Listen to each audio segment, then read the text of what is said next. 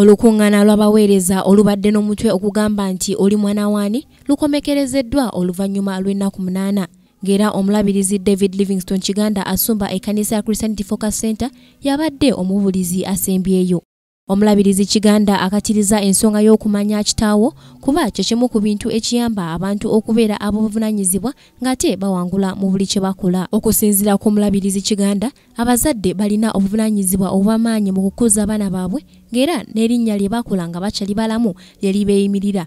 N'olwekyo n'akubiriza abazadde bonna okutuukiriza obuvunaanyizibwa bwabwe abaana baabwe basobole okubeenyumirizaamu. Who did introduce you? Gwe ani yakwanjula? Who launched you? Ani yakutongoza oba kusimba? Ani yakusimba gyokola? Who established you where you are ministering from? Nze nalaba bandwisa ne neefimba. I thought them delaying me and I established myself. What would took you 2 years to do? Ekyandikutwalidde emyaka 2 okukola. It might take you 25 years. Kyandikutwalidde emyaka 25.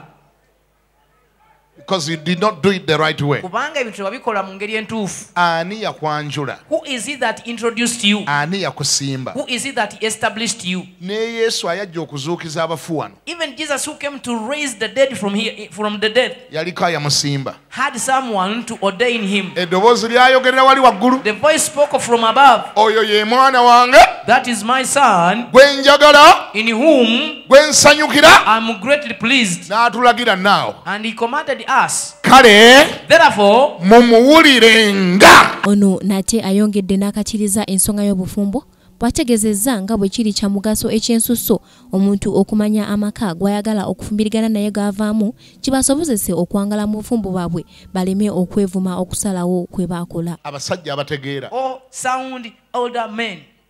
Batya nnyo okuwasa omukazi ataakuzibwa. They fear to take any lady who was not brought up into marriage. That's why he tells you, take me to your family that I see your parents. He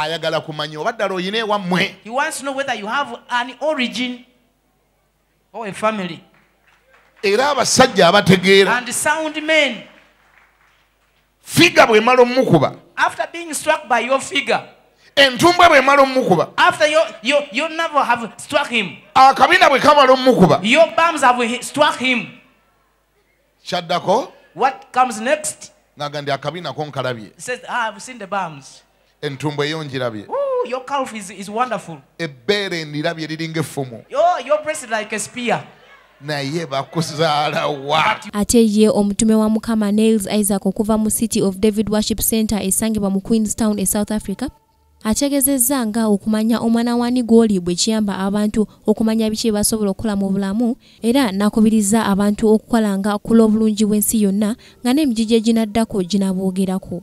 Wano waweeredde ekyokulabirako eyali President wa South Africa Nelson Mandela. If he could go out there as a president of a nation, Nelson Mandela, who made the sacrifice and touch an entire generation, can you believe you that have been deployed here by God as a son of the King of Kings and the Lord of Lords? God wants you to touch an entire generation.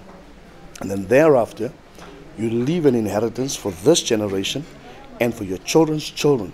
In other words, you're serving 2 generations after you.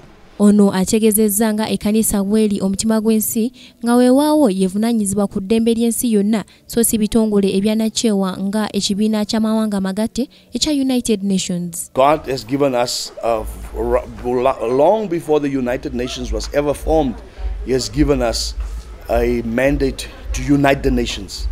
He says, go ye therefore into all the world and preach the gospel to every nation. That is our mission.